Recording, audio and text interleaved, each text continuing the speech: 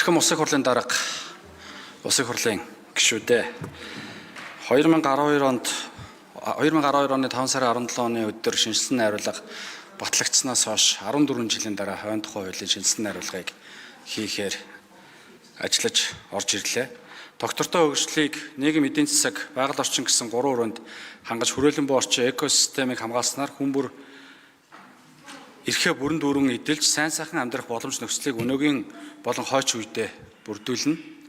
Хүн төрөлхтөнд тулгараад байгаа уур амьсгалын өөрчлөлт, орчны бохирдол, биологийн олон янз байдлын хомсдол нь олон улсын болон үндэсний хууль тогтоомжоор баталгаажсан хүний үндсэн эрхийг хангаж амьдралын чанарыг сайжруулахад тулгарч байгаа сорилт бэрхшээлүүдийн нэг хэсэг болоод байна. Монгол улсын үндсэн хуулийн 6 дугаар зүйлийн нэгд хэсэгт Монгол улсад газар, түүний хэвлийн ой, ус, амьтан, ургамал болон байгалийн бусад баялаг гагцгүй ард түмний мэдэл төрийн хамгаалтанд байна гэж. Мөн зүйлийн 2 дахь хэсэгт Монгол улсын иргэдэд өмчлүүлснээс бусад газар, түншлэн газрын хэвлий, түүний баялаг ой, ус, усны нөөц, ан амьтан, төрийн нийтийн өмч байна гэж мөн тус заасан.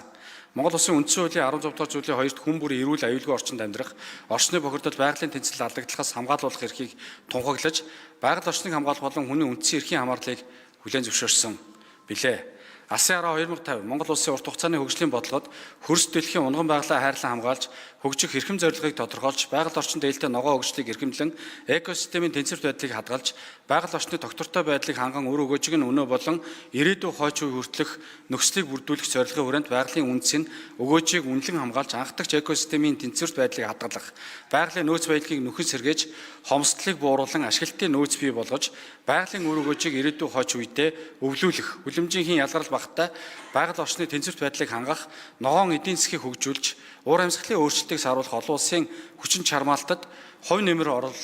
оруулах зорилтуудыг дэвшүүлсэн. Засгийн газрын 2024 оны 181-р тогтоолын хавсралтаар Монгол улсын хууль тогтоомжийг 2028 он хүртэл боловсронгуй болгох үндсэн чиглэлийн 86-ад ойн тухай хууль шинжилсэн найруулгын төслийг боловсруулахаар тусгасан. Парисын хэлцээрийг хэрэгжүүлэх үндэсний тодорхойлсон хувь нэмрийн зорилтын хэрэгжилтийг хангуулахын тулд ойн хүлэмжийн хийн ялгарлыг бууруулах, ойн нүрс төрөгчийн хийн шингээлтийг тооцох, түүнийг үнэлэх, тайлгнах эргэцсэн орчныг бүрдүүлэх шаардлагатай байна.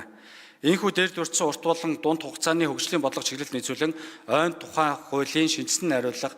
хийх зайлшгүй шаардлага бий болсон. Тэр бомод үндэсний хөдөлгөөний хүрээнд хэрэгжүүлэх арга хэмжээний 2-10-т модлог ургамлын үр, тайрч суулгац бэлдэх, импортлох, хадгалах, худалдан борлуулах, тээвэрлэх, ашиглах, өрийн нөөцийн усан сан бүрдүүлэх эргэцсэн орчныг боловсронгуй болгохоор заажээ. Парисын хэлцээрийг хэрэгжүүлэх үндэсний тодорхойлсон хувь нэмрийн зорилтын хэрэгжилтийг хангуулахын тулд ойн хүлэмжийн хийн ялгарлыг бууруулах, ойн нүрс төрөгчийн хийн шингээлтийг тооцох, түүнийг үнэлэх, тайлгнах, эргэцсэн орчныг бүрдүүлэх зайлшгүй шаардлага бий болсон.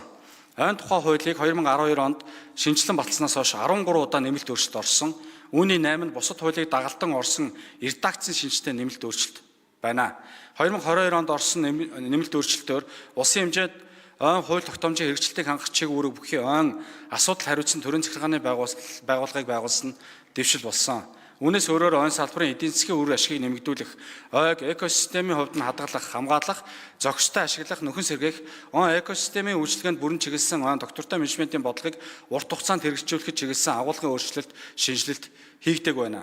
Улсын хэмжээнд 2014-өөс 2016 онд явуулсан олон зорилтод ойн тойлолгын тайланд ойн ойцын 76% нь болцгүйдсэн буюу хөгшөрсөн, унанга, ойн хөнөөлт шавж, өвчнөд өртсөн талбай ихээр нэмэгдсэн, байгалийн чамаар нөхөн сэргэх чадамж буурсан, Монгол улсын ойн үнэт чанар алдагдаж байна гэж дүгнсэн. Тэр бомод үндэсний хөдөлгөөний хүрээнд Монгол улсын засгийн газраас ойн хомсдолд ороодлыг бууруулан, ойгоор бүрхэгдсэн талбайг нэмэгдүүлэх зорилгоор нийт 1.5 тэрбум мод сөөг тарьж, ойг нөхөн сэргээх болон тармил ойн талбайг нэмэгдүүлэх зорилт тавин ажиллаж байна. Энэ ойгоор бүрхэгдсэн талбайг нэмэгдүүлэхэд шинээр